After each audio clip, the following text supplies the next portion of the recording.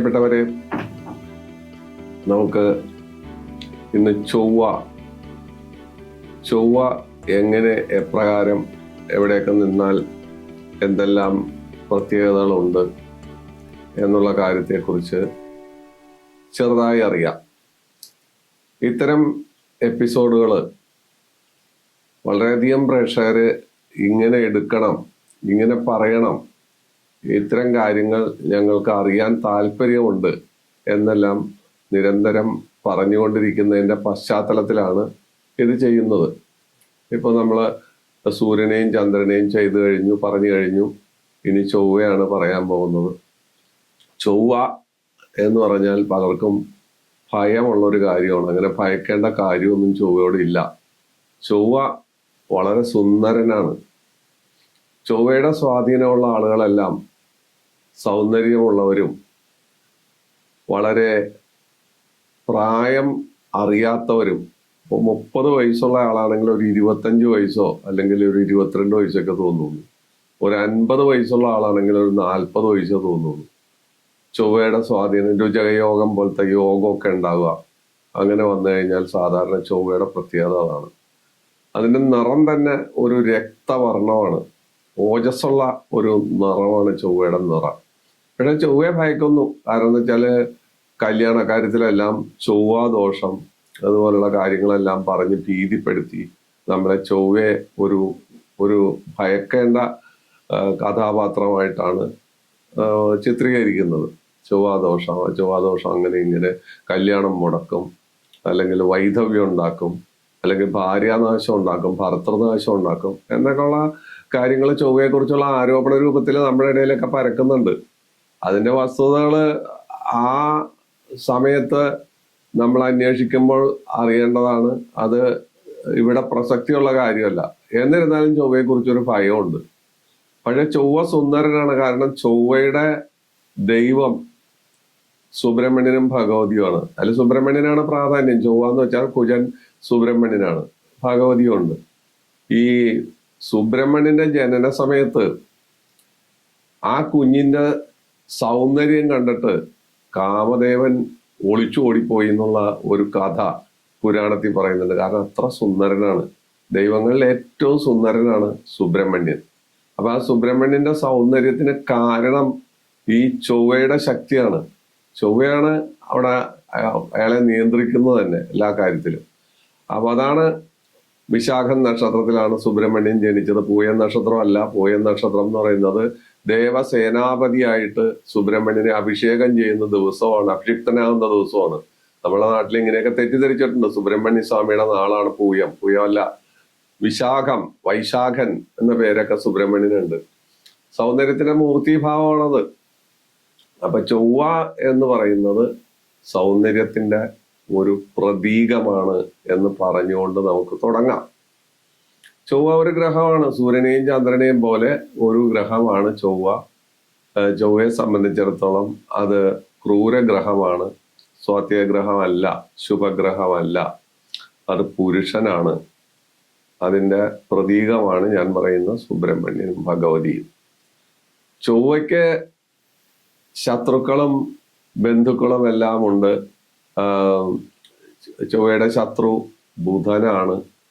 ബന്ധുക്കളാണെങ്കിൽ പലരും ഉണ്ട്. വ്യാഴമുണ്ട്, രവിയുണ്ട്, ചന്ദ്രനുണ്ട്. സമന്മാരാണെങ്കിൽ അത് ശനിയും ശുക്രനും ഈക്വലാണ്, സമന്മാരാണ്. അപ്പൊ അതാണ് ചൊവ്വയുടെ ഒരു സ്ഥിതി വിശേഷം. ചൊവ്വ ഏറ്റവും കൂടുതൽ ബലവാനാകുന്നത് ചൊവ്വാഴ്ച ദിവസം ജനനം വന്നാൽ. മേടമാസത്തിലോ വൃശ്ചിക മാസത്തിലോ മകരമാസത്തിലോ മീനമാസത്തിലോ ജനിച്ചാൽ, രാത്രി സമയത്ത് ദക്ഷിണായന കാലത്ത് ജനിച്ചാൽ, അല്ലെങ്കിൽ ചൊവ്വ ലഗ്നാൽ 10ാം ഭാവത്തിൽ നിന്നാൽ ചൊവ്വ ബലവാനാണ്. പ്രത്യേകം ഈ പറയുന്ന കാര്യങ്ങൾ ഓർത്തിരിക്കണം നിങ്ങൾ. കാരണം ഇത് ഭാവിക്ക് പ്രയോജനപ്പെടുന്ന കാര്യമാണ്. കർക്കടകം ചൊവ്വയുടെ നീചക്ഷേത്രമാണ്. പക്ഷെ ആ നീചക്ഷേത്രത്തില് ചൊവ്വ രാജപദവി തരുന്നു, ഉദ്യോഗദായകനാകുന്നു. അയാള് നീച ഭംഗ രാജയോഗം തരുന്നു എന്നുള്ളതാണ് ഏറ്റവും വലിയ പ്രത്യേകത. കർക്കിടകത്തിലെ ചൊവ്വ ഉദ്യോഗദായകനും അത് ഒരു തരത്തിൽ ആളുകൾക്ക് അല്ലെങ്കിൽ മനുഷ്യർക്ക് ഗുണം തരുന്ന ഒരു സംഘം. നീചക്ഷേത്രത്തിൽ അങ്ങനെ ഒരു ഗുണം തരുന്ന ഒരു ഗ്രഹമാണ് ചൊവ്വ എന്നുകൂടി ഓർത്തിരിക്കണം. അപ്പൊ അതാണ് അതിന്റെ പ്രത്യേകത. നീചമായാലും അതിന് ബലമുണ്ട്. അങ്ങനെ നീചമായാലും ബലമുള്ള മറ്റു ഗ്രഹങ്ങളില്ല. നീചഭംഗ രാജയോഗം വന്നം. പക്ഷെ ഇവിടെ എന്തെന്ന് വെച്ചാൽ കർക്കിടകത്തിൽ വരുന്ന ചൊവ്വ എങ്ങനെയായാലും ഏതു തരത്തിൽ നോക്കിയാലും നീചഭംഗം തരികയും ചെയ്യും. തരാതെ ഇരിക്കും കേട്ടോ. പക്ഷെ എന്നിരുന്നാലും കർക്കിടകത്തിലെ ചൊവ്വ ഒരു ഫലദായകനാണ് എന്ന് നമുക്ക് പറയാം, നിസ്സംശയം പറയാം. അപ്പൊ ചൊവ്വയുമായിട്ട് ബന്ധപ്പെട്ട പല കാര്യങ്ങളുണ്ട്. ചൊവ്വ പോലീസ് വകുപ്പ്, പട്ടാള വകുപ്പ്, NCC, നേവി, ഫയർഫോഴ്സ്, സ്പോർട്സ് വകുപ്പ്, അങ്ങനെയൊക്കെയുള്ള വകുപ്പുകളിൽ ജോലിയായിരിക്കും അയാൾ തരുന്നത്. അയാളുമായിട്ട് ബന്ധപ്പെട്ട കാര്യങ്ങൾ, വെടിമരുന്ന്, അതുപോലെ അഗ്നിയുമായി ബന്ധപ്പെട്ട കാര്യം. ചൊവ്വ അഗ്നിയാണ്. അഗ്നിയുമായി ബന്ധപ്പെട്ട കാര്യങ്ങളെല്ലാം ചൊവ്വയുമായി ബന്ധപ്പെട്ടാണ് വരുന്നത്. വെടിക്കെട്ടുകള്, അതുപോലെ അപകടങ്ങള്, ഖനി അപകടങ്ങൾ, വെടിക്കെട്ട് അപകടങ്ങൾ, അതുപോലെ തീ സംബന്ധമായ കെട്ടിടത്തിന് തീ പിടിക്കുക, അതേപോലെയുള്ള ഒരുപാട് കാര്യങ്ങൾ ചൊവ്വയുമായി ബന്ധപ്പെട്ട് വരും. അഗ്നിമാരുത യോഗം, ചൊവ്വയും ശനിയും കൂടി ചേർന്ന് നിന്ന് അത് കഴിഞ്ഞു. മാസങ്ങൾക്ക് മുമ്പ് അങ്ങനെ ഒരു യോഗം കുറെ നാളുണ്ടായിരുന്നു. ആ സമയത്ത് ഒരുപാട് അപകടങ്ങൾ, അഗ്നി സംബന്ധമായ അപകടങ്ങൾ, വിമാന അപകടങ്ങൾ, തീ കൊണ്ട് കളിക്കുന്ന കളികൾ ചൊവ്വയുടെ കയ്യിലാണ് ഇരിക്കുന്നത്. ചൊവ്വയാണ് ഈ സാധനങ്ങളെയെല്ലാം നിയന്ത്രിക്കുന്നതെന്നുള്ളതാണ് സത്യം. അപ്പൊ ഈ സത്യം മനുഷ്യർ മനസ്സിലാക്കുന്നില്ല. കാരണം തൃശ്ശൂർ തിരുവമ്പാടി ഭാഗത്തിന്റെ വെടിക്കെട്ട് പുര കത്തി ഉണ്ടായ ദയനീയമായ സംഭവം അങ്ങനെയുള്ള സന്ദർഭത്തിലായിരുന്നു. ആ അഗ്നിമാരുത യോഗം ശനിയും ചൊവ്വയും കൂടി ചേർന്ന് നിൽക്കുന്നതായ ആ സമയത്തായിരുന്നു ആ സംഭവം നടക്കുന്നത്. ശിവകാശിയിലുണ്ടായ അപകടം, വെടിക്കെട്ട് അപകടം, വെടിക്കെട്ട് പുരയ്ക്ക് തീ പിടിച്ചുണ്ടായ ദാരുണ സംഭവങ്ങൾ, അതുപോലെ പല വിമാന അപകടങ്ങൾ, ഇതെല്ലാം ഈ സമയത്ത് സംഭവിച്ചതാണ്. പക്ഷെ മനുഷ്യൻ അറിയില്ലത്. മനുഷ്യൻ അതിനെക്കുറിച്ച് ബോധവാന്മാരല്ല. എന്തുകൊണ്ട് ഇത് ഉണ്ടാവുന്നു, എന്തുകൊണ്ട് സംഭവിക്കുന്നു എന്നുള്ളത് ആരും അറിയുന്നില്ലെന്നുള്ളതാണ് സത്യം. അപ്പോ ചൊവ്വയെക്കുറിച്ചുള്ള ഒരു ഏകദേശ വിവരം, സോൾജറാണ്, പടയാളിയാണ്, ദേവസേനാപതിയാണ്. സുബ്രഹ്മണ്യൻ എല്ലാ സേനകളുടെയും അധിപനാണ്, ദേവസേനാപതിയാണ്. അദ്ദേഹം യുദ്ധവീരനാണ്. അദ്ദേഹത്തിന്റെ ആ വീരത്തെ കുറിച്ചൊന്നും നമ്മളിവിടെ പറയേണ്ട കാര്യങ്ങൾ അതെല്ലാവരും അറിയാവുന്ന കഥകളാണ്. നമ്മൾ ഈ കഥകളെല്ലാം സിനിമകളിലും അല്ലാത്ത രീതിയിലും പുസ്തകങ്ങളിലെല്ലാം വായിച്ചിട്ടുണ്ട്. ഇത് കൂടുതലായിട്ട് നമ്മൾ വ്യാഖ്യാനിക്കേണ്ട കാര്യമില്ല. അപ്പൊ നമുക്ക് മുന്നോട്ട് പോകാം.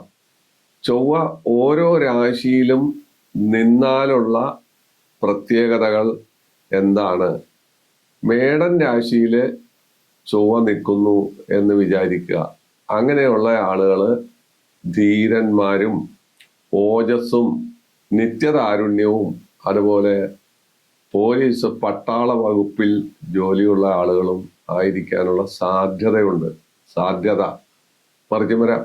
ഈ ചൊവ്വ ഇങ്ങനെ നിൽക്കുന്ന ആളുകൾക്ക് വ്യാഴമോ മറ്റേതെങ്കിലും ഗ്രഹമോ തൊഴിൽദായകനായിട്ട് 10ാം ഭാവം വഹിച്ചു നിന്നിട്ടുണ്ടെങ്കിൽ അയാളുടെ തൊഴിലിന് വ്യത്യാസം വരാം, ഈ പറയുന്നതിന് വ്യത്യാസം വരാം. അപ്പോ മേടത്തിൽ ചൊവ്വ നിന്നാൽ സാധാരണ ഇങ്ങനെ നമുക്ക് വ്യാഖ്യാനിക്കാം. ഇനി ഇടവത്തിൽ ചൊവ്വ നിന്നാലോ? ഇടവം ശുക്രന്റെ ക്ഷേത്രമാണ്, മേടം ചൊവ്വയുടെ സ്വക്ഷേത്രമാണ്, ഇടവം ശുക്രന്റെ ക്ഷേത്രമാണ്. ശുക്രന്റെ ക്ഷേത്രത്തിൽ ചൊവ്വ നിന്നാൽ ശുക്രൻ ചൊവ്വയുമായി സമാസമ ബന്ധമാണുള്ളത്. ഒരു നാഴിയിൽ ഒരു നാഴി പോവില്ല, സമന്മാരാണ്. അത് കുടുംബസുഖം അതുപോലുള്ള കാര്യങ്ങളുണ്ടെങ്കിലും പുത്രന്മാരെ സംബന്ധിച്ച് പുത്രഭാവത്തിൽ ദുഃഖം അനുഭവിക്കുക, പുത്രന്മാരെ കൊണ്ട് ദുഃഖം അനുഭവിക്കുക, തങ്ങൾക്ക് യോജിക്കാത്ത രീതിയിൽ പുത്രന്മാർ സഞ്ചരിക്കുക, അന്യനെ ആശ്രയിച്ച് ജീവിക്കുക, അതുപോലെ കലഹശീലമുണ്ടാകുക, പലപ്പോഴും പലരുമായിട്ട് ദ്രോഹപരമായ അബദ്ധങ്ങളിൽ ചെന്ന് പെടുക മുതലായവയെല്ലാം ഇടവത്തിൽ കുജൻ നിന്നാലുണ്ടാകുന്ന അനുഭവം. ഒരുപാട് അനുഭവങ്ങളുണ്ട്. വളരെ കുറച്ച് മാത്രമേ പറയുന്നുള്ളൂ. എല്ലാം കൂടി പറഞ്ഞ് നമുക്ക് കൊണ്ടുപോകാൻ പറ്റില്ല. അതുകൊണ്ട് ചിലത് മാത്രമേ പറയുന്നുള്ളൂ. അത് ശുക്രന്റെ ക്ഷേത്രത്തിൽ നിന്നാലാണ്. മിഥുനം ബുധന്റെ ക്ഷേത്രമാണ്. ബുധൻ കുജന്റെ ശത്രുവാണ്, ശത്രുക്ഷേത്രമാണ്. അപ്പൊ മിഥുനത്തിൽ കുജൻ നിന്നാൽ ആ വ്യക്തി വൃഥാ കലഹത്തിലേർപ്പെടുകയും രോഗദുരിതം, അതുപോലെ സന്താനങ്ങൾ ഒരുതരം ദുഷ്ടമനസ്ഥിതിയുള്ളവരും, മിക്കവാറും ലുബ്ധ സന്താനങ്ങൾ മാത്രമുള്ള ഒരു സന്താനം, ഒരു സന്തതി ഇതുണ്ടാവാം. ഇങ്ങനെ ഉണ്ടാവുന്നവർക്ക് കുട്ടികൾ ബിരുദന്മാരായിരിക്കും. വിദ്യ കൊണ്ടും കണക്ക് ശാസ്ത്രം അല്ലെങ്കിൽ നിഗൂഢ ശാസ്ത്രം, എഞ്ചിനീയറിങ് മുതലായ കാര്യങ്ങളെല്ലാം കൊണ്ട് കുട്ടികൾ മിടുക്കന്മാരാണെങ്കിലും മാതാപിതാക്കൾക്ക് ഇവര് അനുകൂലികളല്ലാതെ വരുന്ന അവസ്ഥ സാധാരണ ബുധന്റെ ക്ഷേത്രമായ മിഥുനത്തിൽ ചൊവ്വ നിന്നാൽ സംഭവിക്കുന്നതായിട്ട് കാണുന്നുണ്ട്. അങ്ങനെ കാണുന്നുണ്ട്. പക്ഷെ ഇതിനെല്ലാം എക്സെപ്ഷണൽ കേസസ് ഉണ്ട്. കാരണം എന്താണെന്ന് വെച്ചാൽ ചിലപ്പോൾ ആ ബുധൻ യോഗകാരകനായിരിക്കും. ഈ ദോഷങ്ങളെയെല്ലാം കത്തിച്ചു കളയാൻ ആ ബുധന് പവർ ഉണ്ടാവും. അങ്ങനെ വരുമ്പോൾ വ്യത്യാസങ്ങൾ ധാരാളം വരും. ഇതാണ് ഇതിൻ്റെ അകത്തുള്ള ഒരു പാരഡോക്സി അഥവാ വിരോധാഭാസം എന്നൊക്കെ നമ്മൾ പറയാറില്ലേ, ആ കാര്യം. ഇനി നമ്മൾ കർക്കടകം ചന്ദ്രന്റെ ക്ഷേത്രമാണ്. അത് നീചക്ഷേത്രമാണെന്ന് പറഞ്ഞു. അതിനെക്കുറിച്ച് നേരത്തെ തന്നെ ഞാൻ പറഞ്ഞു. നീചക്ഷേത്രത്തിൽ ഗുണം തരുന്ന ഒരു ഗ്രഹമാണ് സാധാരണഗതിയിൽ ചൊവ്വ.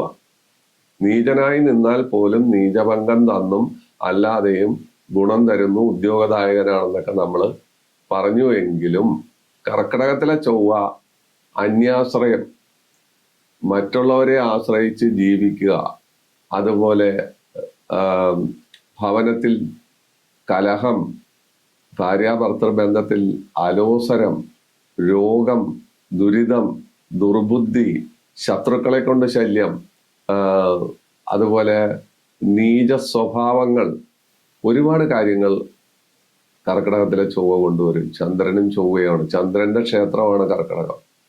അപ്പോ ദുർബുദ്ധിയായിട്ടും, അതുപോലെ മറ്റുള്ളവർക്ക് ദ്രോഹം ചെയ്യുക, അതുപോലെ ജനമധ്യത്തിൽ അവരെ ആളുകളായിട്ട് ആ രീതിയിൽ ജനങ്ങളെ ദ്രോഹിക്കുക, ജനങ്ങൾക്ക് ഉപകാരം ചെയ്യാനെന്നുള്ള ഭാവേന നിന്ന് അവരെ ഉപദ്രവിക്കുക മുതലായ കാര്യങ്ങൾ കർക്കിടകത്തില് ഈ പറയുന്ന ചൊവ്വ നിന്നാൽ സംഭവിക്കാവുന്നതാണ്. എന്നിരുന്നാൽ അതിന് മാറ്റം വരാം എന്ന് ഞാൻ നേരത്തെ പറയുന്നുണ്ട്. അത് വേറെ പല കാര്യങ്ങളും, അവിടേക്ക് വ്യാഴത്തിന്റെ ദൃഷ്ടി വന്നാൽ മതി, ഇതിനൊക്കെ ആശ്വാസം വരും. അങ്ങനെയുള്ള കാര്യങ്ങൾ ഉണ്ടാകും. അതാണ് കർക്കിടകത്തിലെ ചൊവ്വയെ കൊണ്ട് നമുക്ക് പറയാൻ പറ്റുന്ന കാര്യം. ചിങ്ങത്തിലായാലോ ചൊവ്വ ചിങ്ങം ആദിത്യന്റെ ഗ്രഹമാണ്, സൂര്യന്റെ ഗ്രഹമാണ്. അപ്പോ ചിങ്ങമാസത്തിൽ നിന്നാൽ സാമാന്യം അത് ഗുണകരമാണ്. നല്ല ഭാര്യ, പുത്രസമ്പത്ത്, സുഖം, ശത്രുനാശം, സാഹസം, പരിശ്രമശീലം, ഉന്നതി, വിദേശയാത്ര, നല്ല തൊഴില്, മലമ്പ്രദേശങ്ങളിൽ ഫോറസ്റ്റ് ഡിപ്പാർട്ട്മെന്റ് അതുപോലുള്ള ഡിപ്പാർട്ട്മെന്റുകളിലെല്ലാം ജോലി ചെയ്യുക, ജയിൽ വിഭാഗം മുതലായ സ്ഥലത്തെല്ലാം ജോലി ചെയ്യുന്ന വ്യക്തികളോ, അത് ആണായാലും പെണ്ണായാലും ആ രീതിയിലായിരിക്കും വരുന്നത്. ചിങ്ങം സൂര്യന്റെ ക്ഷേത്രത്തില് ചൊവ്വ നിന്നാലത്തെ ഫലമാണ് പറയുന്നത്. പിന്നെ വരുന്നത് കന്നിയാണ്. കന്നി ബുധന്റെ ക്ഷേത്രമാണ്. പക്ഷെ കന്നി ബുധന്റെ ക്ഷേത്രമാണെങ്കിലും മിഥുനത്തിലെ സ്വഭാവമല്ല കന്നിയിൽ ചൊവ്വ നിന്നാൽ ഉണ്ടാകുന്നത്. അയാള് ജനങ്ങളാൽ പൂജിക്കപ്പെടുന്നവനും ജനങ്ങളാൽ വളരെയധികം ബഹുമാനിക്കപ്പെടുന്നവനും ആചാര്യസ്ഥാനം, ഭൂമി, ധനം, ഐശ്വര്യം, തൊഴില്, സൽസമ്പത്ത്, സൽപ്പേര് മുതലായ കാര്യങ്ങൾ ഉണ്ടാകുന്ന ഒരാളായി അല്ലെങ്കിൽ വ്യക്തിയായി മാറാം. ആണായാലും പെണ്ണായാലും രണ്ടുപേർക്കും ഒരേപോലെ തന്നെ ഗ്രഹഫലങ്ങളെല്ലാം മിക്കവാറും ആണിനായാലും പെണ്ണിനായാലും ഈ നിൽക്കുന്ന നിലയിൽ സാധാരണ ഒരേപോലെ ആയിരിക്കും ലഭിക്കുന്നത്. തുലാം രാശി തുലാം രാശി ശുക്രന്റെ ക്ഷേത്രമാണല്ലോ. അവിടെ ശുക്രന്റെ ക്ഷേത്രത്തിൽ ചൊവ്വ നിന്നാൽ പ്രേമബന്ധങ്ങൾ ഉണ്ടാകാം. ശുക്രനും കുജനും കൂടി ചേരുമ്പോൾ എപ്പോഴും പ്രേമമൊക്കെ ഉണ്ടാക്കും. അത് ഭിന്ന ജാതിയിൽ നിന്നായിരിക്കും. ഒരാളൊരു ജാതി, ഒരാൾ വേറൊരു ജാതി. അത് ഒരു പ്രത്യേകതയാണ്. അനാവശ്യ ചെലവുകൾ, അതുപോലെ ദുഃഖം, കലഹം, കുട്ടികൾ അനുരൂപരല്ലാതെ വരിക, ഭാര്യാഭർത്തൃ ബന്ധത്തിൽ വിള്ളലുകൾ ഉണ്ടാകുക, വിവാഹമോചനം, അടിപിടി, കലഹം മുതലായ കാര്യങ്ങൾ ഈ ശുക്രന്റെ ക്ഷേത്രമായ തുലാത്തിൽ ചൊവ്വ നിന്നാൽ ഒരുപക്ഷെ വന്നുകൂടാ. അത് അതിൻ്റെതായ പ്രത്യേകതയാണത്. അത് നമ്മൾ പ്രത്യേകം ഓർത്തിരിക്കുക. വൃശ്ചികൻ രാശി ചൊവ്വയുടെ മറ്റൊരു സ്വക്ഷേത്രമാണ്. മേടം കഴിഞ്ഞാൽ വൃശ്ചികം. ഇത്തരം ആളുകൾ അഗ്നി സംബന്ധമായ തൊഴില്, ഞാൻ നേരത്തെ പറഞ്ഞ മതി, അവര് തീയുമായി ബന്ധപ്പെട്ട എന്തെങ്കിലും തരത്തിലുള്ള തീയുമായിട്ടുള്ള ബന്ധപ്പെട്ട ഒരുപാട് ജോലികളുണ്ട്. ആ ജോലികൾ എന്തെന്ന് നമുക്ക് പറയാൻ പറ്റാത്ത അത്ര. ഇപ്പൊ നമ്മൾ സാധാരണ തീയുമായിട്ട് ബന്ധപ്പെട്ട ജോലി എന്ന് പറയുമ്പോൾ വെടിക്കെട്ടോ അല്ലെങ്കിൽ അതുപോലുള്ള കാര്യങ്ങളാ. അതല്ലാത്ത ബോംബ് നിർമ്മാണം, അതുപോലെ ഒരുപാട് ജോലികൾ തീയുമായിട്ട് ബന്ധപ്പെട്ടുണ്ട്. പിന്നെ അവരെ സംബന്ധിച്ച് ആയുധങ്ങൾ കൊണ്ട നടക്കുക, ഭയത്തോടു കൂടിയായിരിക്കും അവർ നടക്കുന്നത്. പക്ഷെ ധീരന്മാരാണെന്ന് അഭിനയിക്കുക, പട്ടാളത്തിൽ ചേരുക, യുദ്ധത്തിൽ പങ്കെടുക്കുക, ഇവരുടെ നല്ല ഭാര്യ പുത്ര സന്താനങ്ങൾ ഇവർക്കുണ്ടാകുക മുതലായ കാര്യങ്ങൾ വൃശ്ചികത്തിലെ ചൊവ്വ കൊണ്ടുവരുന്നു. വൃശ്ചികം ചൊവ്വയുടെ സ്വക്ഷേത്രമാണ്. അവനവിടെ ബലവാനാണ്. അതുകൊണ്ടാണ് ഇത്തരം ഗുണഫലങ്ങൾ അവിടെ തരുന്നത്. പക്ഷെ അകമേ ഭയമുള്ള ആളുകളായിരിക്കും ഇവർ, ആയുധധാരികളായിരിക്കും. കയ്യിൽ കടാരിയോ അല്ലെങ്കിൽ ചെറിയ തോക്കോ അല്ലെങ്കിൽ മറ്റു സാധനങ്ങളൊക്കെ അവർ കൊണ്ടു നടത്തുന്ന അവർക്ക് പ്രയോഗിക്കാൻ പ്രയാസമായിരിക്കുള്ളൂ. അവർക്ക് ഉള്ളിൽ ഭയം ഉണ്ടാവും. പക്ഷെ മറ്റുള്ളവരുടെ മുമ്പിൽ ഇവർ ധീരന്മാരാണെന്ന് ചമഞ്ഞ് നടക്കുന്ന ഒരു സ്വഭാവഗതിയിലായിരിക്കും വൃശ്ചികത്തില് ചൊവ്വ നിന്നാൽ ഉണ്ടാകുന്ന അനുഭവം. അത് കഴിഞ്ഞാൽ നമ്മൾ ധനു, അത് വ്യാഴത്തിന്റെ ക്ഷേത്രമാണ്. അവിടെ ധനുവിൽ ചൊവ്വ നിന്നാൽ നല്ല വാഹനം, തൊഴില്, ദൈവവിശ്വാസം, ജനപിന്തുണ, തെരഞ്ഞെടുപ്പ് മത്സരം, പരാജയം, വിജയം, ഉന്നത സ്ഥാനമാനങ്ങൾ. സ്വാത്വികമായ സ്വഭാവിയാണെന്ന് ധരിക്കുകയാണ് എങ്കിലും സ്വാത്വിക സ്വഭാവി അല്ലാതെ വരിക.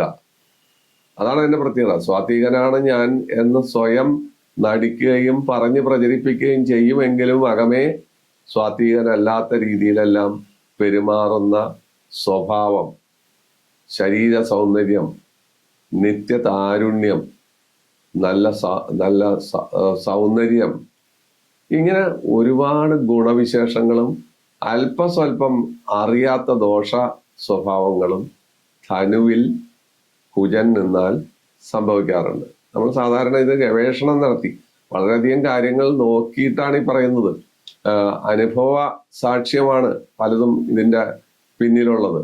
അല്ലാതെ പുസ്തകത്തിൽ എഴുതി വെച്ച കാര്യങ്ങൾ വായിച്ചു പറയുകയല്ല, അനുഭവ സാക്ഷ്യങ്ങളാണ് ഈ പറയുന്നത്. ഇനി മകരം ശനിയുടെ ക്ഷേത്രമാണ്. ആ ശനിയുടെ ക്ഷേത്രത്തിൽ ചൊവ്വ നിന്നാൽ ഇവരുടെ സ്വഭാവത്തിൽ വൈകല്യങ്ങൾ. സ്ത്രീ ആയാൽ തന്നേക്കാൾ പ്രായം കൂടിയ പുരുഷനോട് താല്പര്യം വരിക, പുരുഷന്മാർ വൃദ്ധ സ്ത്രീകളോടോ അല്ലെങ്കിൽ തന്നേക്കാൾ പ്രായം കൂടിയ സ്ത്രീകളുമായി താല്പര്യത്തിൽ ഏർപ്പെടുക, കൊടുക്കൽ വാങ്ങലുകളിൽ കൃത്യനിഷ്ഠയില്ലാതിരിക്കുക, വസ്ത്രധാരണത്തിൽ ശ്രദ്ധയില്ലാതെ പോകുക, അലസത, മടി, ഉദരരോഗം മുതലായ സംഭവങ്ങൾ. മകരത്തിൽ ചൊവ്വ ഉച്ചനാണ്. പക്ഷെ മകരത്തിൽ ചൊവ്വ ഉച്ചനാണ് എങ്കിലും സ്വഭാവത്തിൽ ഇത്തരം സ്വഭാവങ്ങൾ വരുന്നു. മകരത്തിലെ ചൊവ്വ ഭാഗ്യദാതാവാണ്. മകരത്തിൽ ചൊവ്വ ഉദ്യോഗം, അതുപോലെ ഉന്നതമായ സ്ഥാനങ്ങൾ, മിലിറ്ററി, ഫയർഫോഴ്സ്, NCC, നേവി മുതലായ സ്പോർട്സ് വകുപ്പ് മുതലായ സ്ഥലങ്ങളിലെല്ലാം ഉന്നത ഉദ്യോഗം കിട്ടുമെങ്കിലും സ്വഭാവ വൈകല്യങ്ങൾ, സ്വഭാവ വിശേഷങ്ങൾ അവിടെ ഉണ്ടാകുന്നു. അവിടെ പരാക്രമശീലം ഉണ്ടാകുന്നു, തൻപോരിമ ഉണ്ടാകുന്നു, താനാണ് വലുതെന്നുള്ള ഭാവത്തിൽ മറ്റുള്ളവരെ തോൽപ്പിക്കാൻ അവര് കച്ചകെട്ടി ഇറങ്ങുന്ന സ്വഭാവം മകരത്തിലെ ചൊവ്വ. മകരത്തിൽ ചൊവ്വ ഉച്ചബലവാനാണ് എന്ന് പ്രത്യേകം ഓർക്കുകയും വേണം. ഇങ്ങനെയുള്ള സ്വഭാവവിശേഷങ്ങളുണ്ട്. കുംഭത്തിലാണെങ്കിൽ സാധാരണഗതിയില് ശനിയുടെ ക്ഷേത്രമാണ്. ദൂരദേശ യാത്രകൾ, അലഞ്ഞുതിരിയൽ, കോപം, സങ്കടം, ദുഃഖം, കടം കൊള്ളുക, മറ്റുള്ളവരിൽ നിന്ന് കടം വാങ്ങുക, വാക്ക് പാലിക്കാതിരിക്കുക, കടം തിരിച്ചു കൊടുക്കാതിരിക്കുക മുതലായ സ്വഭാവവിശേഷങ്ങൾ കുംഭമാസത്തില് ചൊവ്വ നിന്നാലുണ്ടാകുന്നു. മീനമാസത്തിൽ ചൊവ്വ നിന്നാൽ അത് വ്യാഴത്തിന്റെ ക്ഷേത്രമാണ്. മനോദുഃഖം, ദുഷ്ടത, ക്രൂരത. എന്നാൽ ജീവിതത്തിന്റെ ഒരു പകുതി പങ്ക് വരുമ്പോൾ, പകുതി ഭാഗം വരുമ്പോൾ ഇതിൽ നിന്നെല്ലാം വിട്ട് സ്വഭാവഗതിക്ക് മാറ്റം വന്ന് സ്വാത്വിക ശീലം ഉൾക്കൊണ്ട് സന്യാസം, ആശ്രമവാസം, അതുപോലെ പുണ്യസ്ഥല സന്ദർശനം, ക്ഷേത്ര ദർശനം, ഭക്തിമാർഗങ്ങൾ ഉപദേശിച്ച് നടക്കുക മുതലായ കാര്യങ്ങൾ ഇവര് കൊണ്ടുനടക്കും. കാരണം അതാണ് അതിൻ്റെ വെച്ചാൽ വ്യാഴത്തിന്റെ സ്വാധീനം വരുന്നത് ഏകദേശം മധ്യവയസ്സോടു കൂടിയാണ്. വളരെ ക്രൂരന്മാരായ പോലീസ് ഓഫീസർമാര് പലരും റിട്ടയർമെന്റിന് ശേഷം ഭക്തിമാർഗം സ്വീകരിക്കുകയും ഗീതോപദേശം നടത്തുകയും അയ്യപ്പ സേവാ സംഘത്തിൽ ചെന്ന് പെടുകയും ഒക്കെ ചെയ്യുന്നതായ കാഴ്ച ഇത്തരത്തിൽ ചൊവ്വ നിൽക്കുന്നവരുടെ കാര്യത്തിൽ കണ്ടിട്ടുണ്ട്. അപ്പോൾ ഒരു ഗ്രഹം മേടം മുതൽ മീനം വരെ ഒരു ഗ്രഹം നിന്നാൽ, അത് ചൊവ്വ നിന്ന് കഴിഞ്ഞാൽ ഉണ്ടാകുന്ന വിവിധ തരത്തിലുള്ള നിറങ്ങളെയാണ് ഇവിടെ പരാമർശിച്ചത്. ഇത്തരത്തിലുള്ള പരാമർശനങ്ങൾ വിമർശനത്തിനിടയാകാം. എന്റെ ചൊവ്വ നിൽക്കുന്നത് എങ്ങനെയാണ്, എനിക്ക് ഇങ്ങനെയുള്ള സ്വഭാവങ്ങളൊന്നുമില്ല എന്നൊക്കെ വിമർശനത്തിനിട വരും. വിമർശനം വരുമ്പോൾ നമുക്ക് പറയാൻ പറ്റും, താങ്കളുടെ ജാതകത്തിൽ മറ്റ് ഗ്രഹങ്ങൾ ശുക്രനോ വ്യാഴമോ അതുപോലുള്ള സ്വാത്യ ബുധനോ എല്ലാം സൽസ്ഥാനത്ത് നിൽക്കുകയും അവരുടെ ദൃഷ്ടി ഈ പറയുന്ന പ്രത്യേക സ്ഥലത്തേക്ക് വരുമ്പോൾ ഫലമേ മാറിപ്പോകും. ആ ഫലസിദ്ധിക്കും വ്യത്യാസം ഉണ്ടാവും. അതുകൊണ്ടാണ് അങ്ങനെ സംഭവിക്കുന്നത്. അതാണ് ഈ ശാസ്ത്രം പരിപൂർണമായി നമുക്ക് കൃത്യമായി പറയുന്ന കാര്യങ്ങൾ പലപ്പോഴും കൃതകൃത്യതയിൽ വരാൻ പറ്റാത്തത്. അപ്പൊ എന്ത് വേണം? ഈ വ്യക്തിയുടെ ആ ജാതകം എടുത്ത് പരിശോധിച്ചാൽ മാത്രമേ ഈ ഫലം കിട്ടൂ. ഈ പറയുന്ന ഫലം ഒരു ജനറലായ അപ്രോച്ചാണ്. എന്നുവെച്ചാൽ ഒരു സാമാന്യ ഫലമാണ് ഈ പറയുന്നത്. ഈ ഫലം കൃതകൃത്യത ഉണ്ടാകില്ല. കൃതകൃത്യത ഉണ്ടാകും എങ്ങനെയാണെങ്കിൽ ആ വ്യക്തിയുടെ ജാതകം എടുത്തു നോക്കി ഈ പറയുന്ന ചൊവ്വ നിൽക്കുന്ന സ്ഥലത്തേക്ക് ഉണ്ടാക്കുന്ന ദൃഷ്ടിയും അതിൻ്റെ മറ്റു കാര്യങ്ങളും കൂടി കൂട്ടിവെച്ച് ഫലം പറയുമ്പോൾ അതിൽ 100-ൽ 100 മാറും. അല്ലെങ്കിൽ ഫലത്തിന് വ്യത്യാസം വരും. ഇതാണ് ഓരോ എപ്പിസോഡും കാണുമ്പോൾ പ്രേക്ഷകർ ശ്രദ്ധിക്കേണ്ട കാര്യം. ഇത് ജനറലായിട്ടാണ് പറയുന്നത്, പൊതുവെ ഉള്ള ഒരു ഫലമാണ്. കൃതകൃത്യത വേണമെങ്കിൽ നമുക്ക് ഇപ്രകാരം പോകേണ്ടി വരും. ഓരോ ഗ്രഹങ്ങളെ കുറിച്ച് പറയുമ്പോഴും നമ്മൾ ഇത്രയും കാര്യങ്ങൾ പ്രത്യേകം മനസ്സിലാക്കണം. അല്ലെങ്കിൽ നമ്മൾ ഈ പറയുന്ന രീതിയിൽ ഇന്നിന്ന നാളുകാർക്ക് ഇന്ന സമയം മുതൽ ഭാഗ്യം വരുന്നു, ധനം വരുന്നു, മറ്റത് വരുന്നു, മറിച്ചത് വരുന്നു എന്നെല്ലാം പറയേണ്ടി വരും. അങ്ങനെ പറയാൻ പറ്റില്ല. നമുക്ക് പൊതുവായ ഫലങ്ങളാണ് ഇതിൽ പറയുന്നത്. ഒരു ഗ്രഹം എന്ത് ചെയ്യുന്നു, അയാൾ ഏതുതരം തൊഴിൽ കൊടുക്കുന്നു, അയാളുടെ സ്വഭാവം എന്താണ്, അയാൾ നമ്മളിൽ സ്വാധീനിക്കുന്നത് എങ്ങനെയാണ്, ഏതു തരത്തിലുള്ള രോഗങ്ങളാണ് ഉണ്ടാക്കുന്നത്. ചൊവ്വയുടെ പ്രധാനപ്പെട്ട കാര്യം സർജറി മുതലായ കാര്യങ്ങളാണ്. ഓപ്പറേഷൻ, സർജറി മുതലായ കാര്യങ്ങളെല്ലാം ചൊവ്വയുടെ കയ്യിലാണ് ഇരിക്കുന്നത്. ഇത്തരം കാര്യങ്ങൾ നമുക്ക് ഏകദേശം പറഞ്ഞ് എത്തിക്കാൻ പറ്റും. അല്ലാത്ത രീതിയിലുള്ള വ്യത്യാസങ്ങൾ നമുക്ക് അനുഭവപ്പെടുകയും ചെയ്യും എന്ന് ഞാൻ വളരെ വിനയപൂർവ്വം നിങ്ങളെ ധരിപ്പിക്കുകയാണ്. ഈ എപ്പിസോഡ് കാണുമ്പോൾ അതുകൂടി ഓർത്തു വേണം കാര്യങ്ങൾ ഗ്രഹിക്കാൻ എന്ന് ഒരിക്കൽ കൂടി അപേക്ഷിച്ചുകൊണ്ട് എൻ്റെ ഈ വാക്കുകൾ ഇവിടെ അവസാനിപ്പിക്കുന്നു. എല്ലാവർക്കും സുഖം വരട്ടെ എന്നുള്ള ആശംസയോടുകൂടി ഇവിടെ നിർത്തുന്നു.